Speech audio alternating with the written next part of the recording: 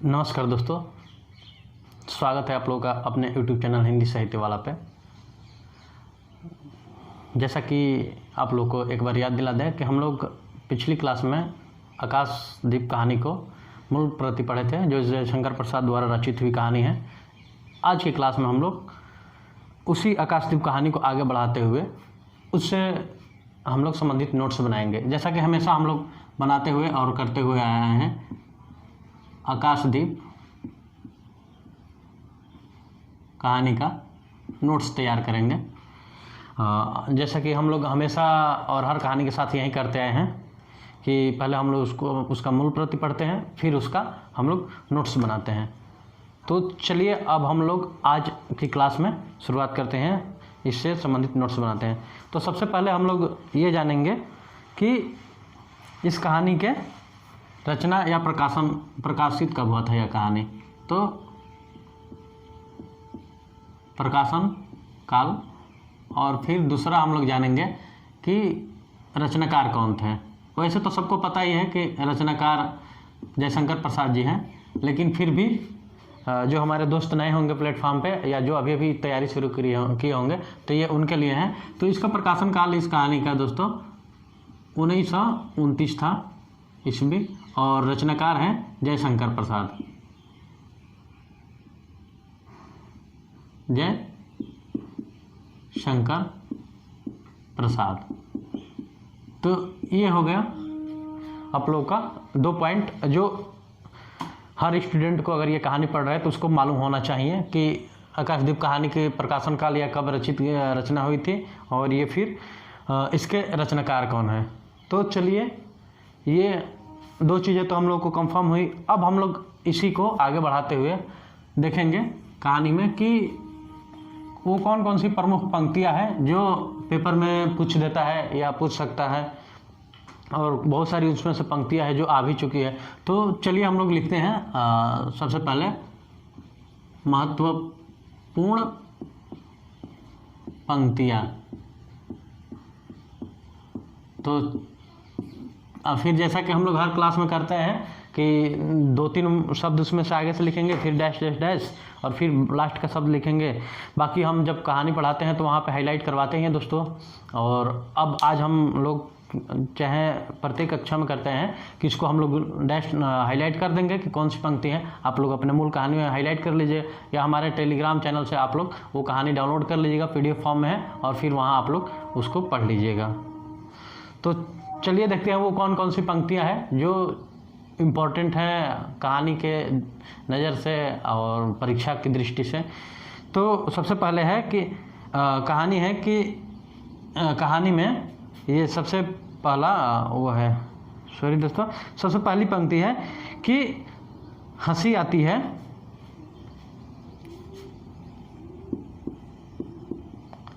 हंसी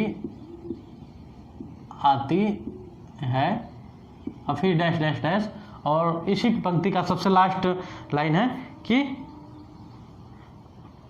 बुधगुप्त को इतना ऐश्वर्य क्यों देते।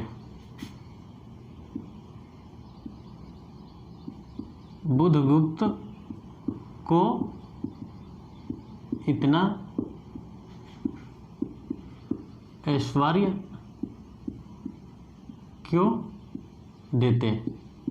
और ये पंक्ति दोस्तों बहुत ही इम्पोर्टेंट है परीक्षा की दृष्टि से। तो आप लोग ये पंक्ति जाके मिला लीजिएगा अपने जो मूल प्रति है या मूल नोट्स है कहानी का दोस्तों। और ये पंक्ति ऐसा है कि हंसी आती है तुमको किसको दीप जलाकर पथ दिखलाना चाहती हो, उसको जिसको तुमने भगवान मान लिया है। और बुधगुप्त कहता है हाँ वह भी भटकते हैं भूलते नहीं, तो बुधगुप्त को इतना ऐश्वर्य को देते। ये चंपा कह रही है दोस्तों। और आप लोग को एक और बात बता दें कि ये कहानी चंपा और बुधगुप्त की है, जैसा कि हम लोग पढ़ चुके हैं उनके प्रेम प्रसंग की। चंपा को इतना मालूम होता है कि उसके पिता का कातिल बुधगुप्त है, जो मानती है, फिर भी उसके प्रति उसका लगाव, उसका प्रेम, यही इस कहानी का मूल भाव है और यही विषय केंद्र है जो इस कहानी में है। और फिर आगे हम लोग देखते हैं कि जब मैं अपने हृदय पर विश्वास नहीं कर सकी, अगला पंक्ति है, जब मैं अपने हृदय पर विश्वास नहीं कर सकी, और फिर आगे डैश डैश डैश। तो आगे है कि तुम्हें प्यार करती हूँ, तुम्हें प्यार करती हूँ। तो दोस्तों ये है दूसरी लाइन, आप लोग इसको हाईलाइट कर लीजिएगा अपने मूल प्रति, फिर से वही कहानी में खोज के कि ये पंक्ति कहाँ है। लास्ट में लास्ट वाली भी लाइन इसीलिए लिखवा देते हैं ताकि ध्यान पर रहे। चलिए एक दो और कोटेशन जो है इसमें इम्पॉर्टेंट हैं परीक्षा की दृष्टि से, तो उस पर हम लोग बात कर लेते हैं। उसके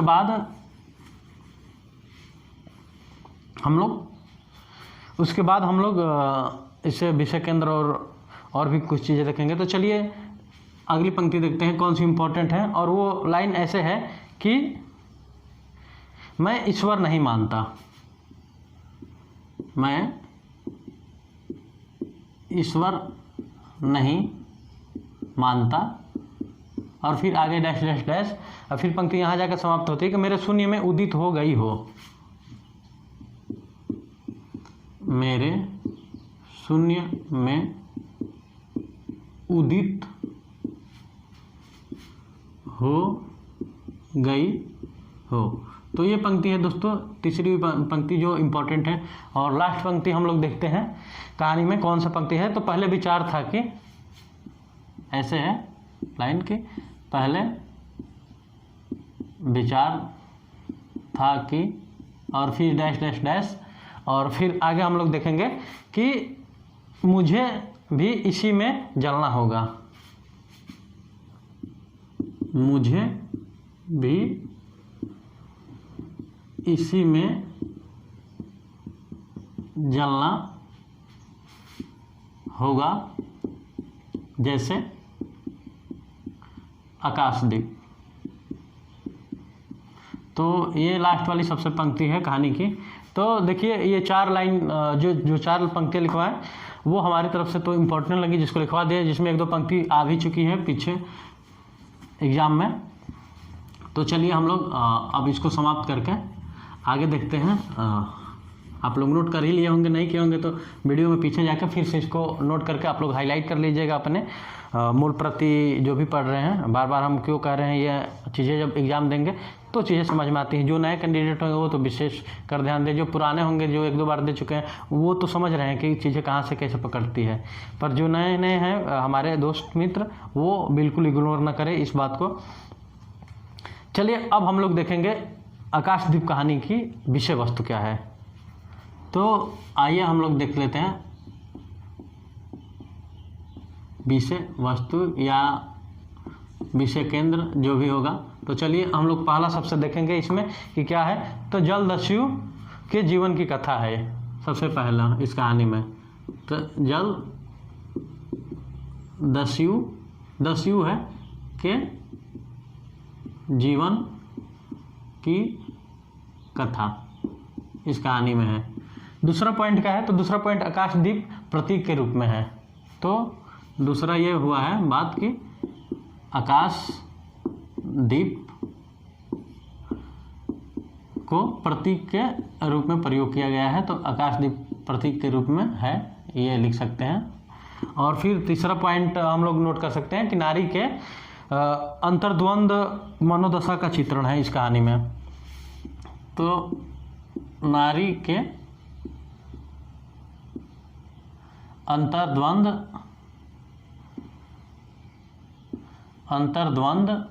और मनोदशा का, अंतर्द्वंद और मनोदशा का चित्रण। तो तीसरा पॉइंट ये हो गया। अगर हम लोग चौथा पॉइंट देखते हैं, चौथे पॉइंट की बात करते हैं, तो प्रेम और कर्तव्य, प्रेम और घृणा का चित्रण है।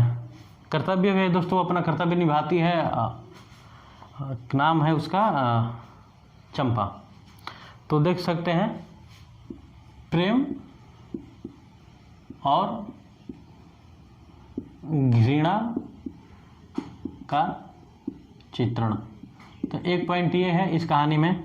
और फिर एक पॉइंट और हम लोग देखेंगे वो है कर्तव्यनिष्ठ नारी का चित्रण, जो अभी हम बात कर रहे थे। तो कर्तव्यनिष्ठ नारी का चित्रण, और वो कैसे है इस पॉइंट को हम लोग देखेंगे। क्योंकि जब उसको मालूम रहता है चंपा को कि उसका जो पति है या बुधगुप्त है वहीं उसके पिता का कातिल है, फिर भी वो उससे चाह के भी घृणा नहीं कर पाती, प्रेम ही करती है, लास्ट तक निभाई भी है। ये सीधे सीधे आप लोग कहानी में देख ही सकते हैं। और फिर अगला कहानी है कि प्रकृति चित्रण के द्वारा प्रेम की अभिव्यक्ति। तो आइए इसको मिटा देते हैं, आप लोग नोट कर लीजिए या स्क्रीनशॉट ले लीजिए। अब हम लोग इसके बाद आगे देखेंगे।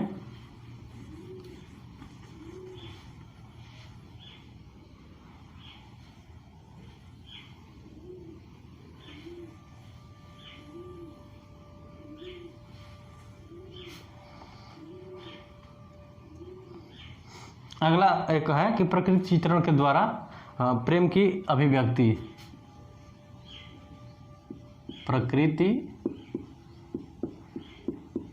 चित्रण द्वारा प्रेम की अभिव्यक्ति।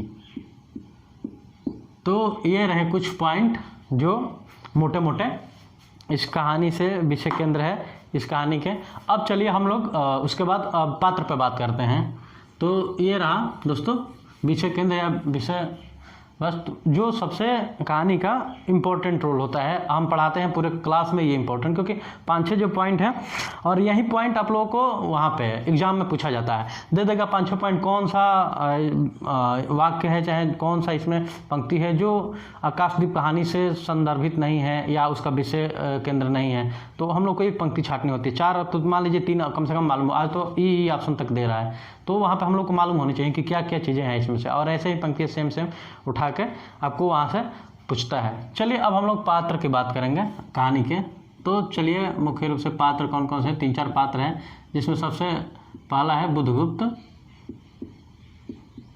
और फिर दूसरा पात्र है चंपा, तीसरा पात्र की बात करेंगे तो एक नायक नाम से है, नायक, फिर और एक जया।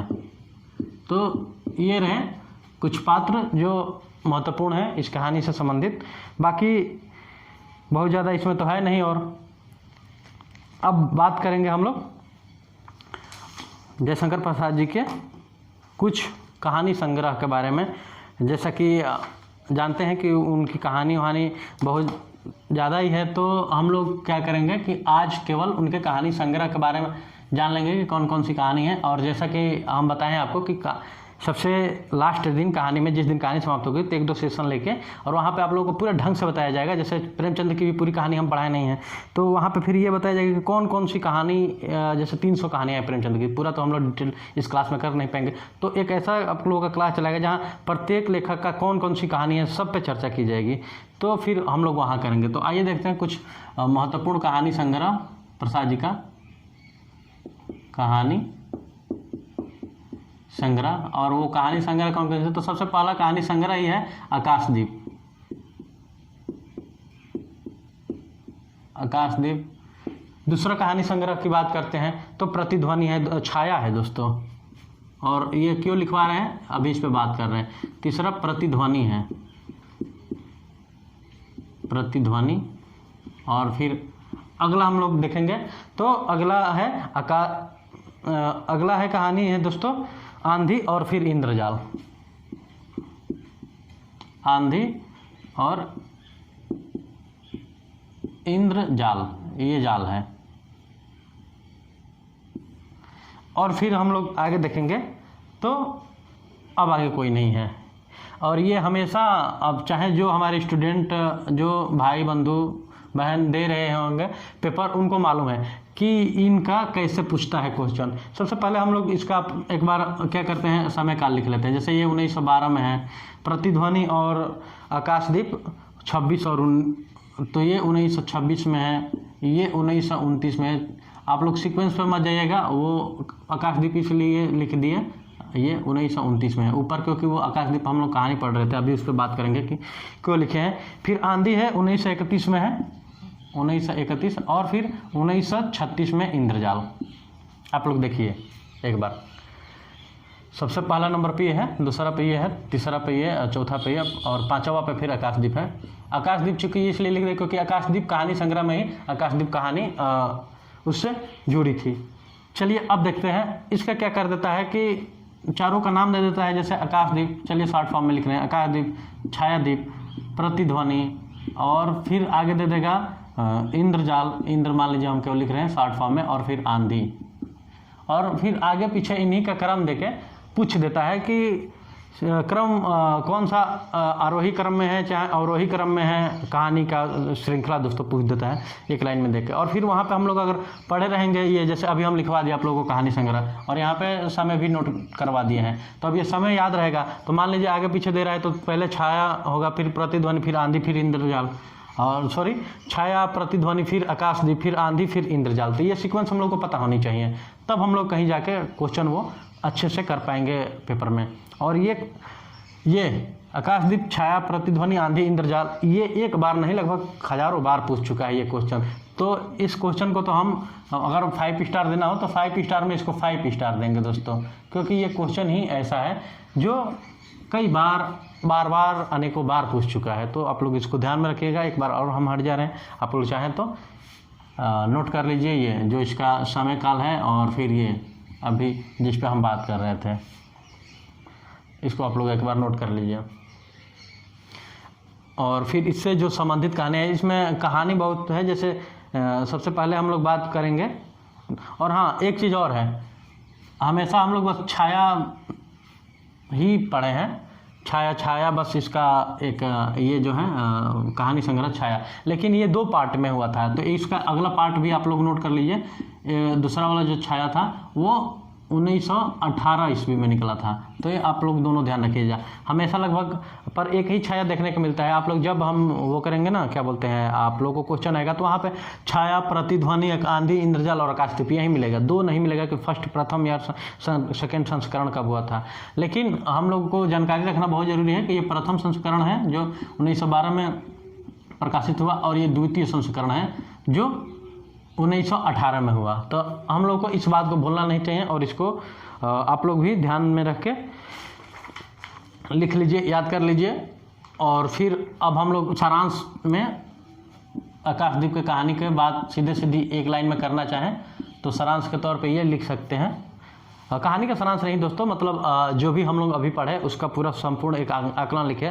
तो आकाशदीप कहानी से यही भाव निकलता है कि कर्तव्य और प्रेम के अंतर्द्वंद से जूझती चंपा द्वारा संपूर्ण जीवन के लिए समर्पित करने की रोमांटिक कहानी जो आकाशदीप है। तो दोस्तों ये रहा कहानी से कुछ संबंधित इम्पोर्टेंट लाइन चीज़ें और कहानी संग्रह, और फिर इसका विषय केंद्र। जो इस कहानी से मतलब आकाशदीप कहानी से जो क्वेश्चन बनता है उनसे संबंधित हमने लगभग सारा अपना क्वेश्चन करवा दिया। बाकी आप लोगों को कोई डाउट रहता है तो आप लोग क्वेश्चन पुटअप कीजिए, पूछिए। और जयशंकर प्रसाद से संबंधित जो कहानियाँ लिखे हैं, केवल कहानी पे बात करें क्योंकि कहानी चल रही है तो केवल कहानी पे। जब बाकी विधा आएगा, कहानी, निबंध, संग्रह, उपन्यास, तब वहाँ पे कहानी, निबंध, और जब आएगा तो उपन्यास और निबंध की अलग बात की जाएगी। अभी केवल हम लोग कहानी पढ़ रहे हैं तो इनकी बस कहानी की बात होगी। और आप लोग 1% टेंशन मत लीजिए कि इनकी कहानी के बारे में नहीं लिखवाएं, क्योंकि जैसे छाया में मान लीजिए ग्राम्य और अनेकों कहानियाँ हैं, जैसे कि मान लीजिए ग्राम है, चंपा है, रसिया बालम है, मर्दन मृणालिनी है और फिर तानसेन है। तो हम लिखवाएंगे सारी चीज़ें, लेकिन वो एक क्लास अलग से लेकर जिस पर आप लोग केवल नोट्स मिलेगा। तो चलिए आज की क्लास हम लोग यहीं पे समाप्त करते हैं। और रहा जो क्वेश्चन इससे हम लोग संबंधित करा ही दिए हैं, और अगली क्लास में मिलते हैं एक नई कहानी के साथ, एक नई शुरुआत के साथ और नए एक जोश के साथ। तब तक के लिए धन्यवाद दोस्तों। आप लोगों से रिक्वेस्ट है, और आप लोग की बड़प्पन है, बहुत प्यार भी मिल रहा है। लगभग हमारे 800+ सब्सक्राइबर आज पहुंच गए हैं। तो थैंक यू दोस्तों, आप लोग ऐसे ही प्यार बनाए रहिए और चैनल को लाइक, सब्सक्राइब और शेयर करते रहिए। ये कहानी जो पढ़ाई जा रही है, आप लोग चाहें तो अपने घर पे जो भी चाचा, भाई बहन और भी जो होंगे तो उनके साथ शेयर कर दीजिए। थैंक यू दोस्तों।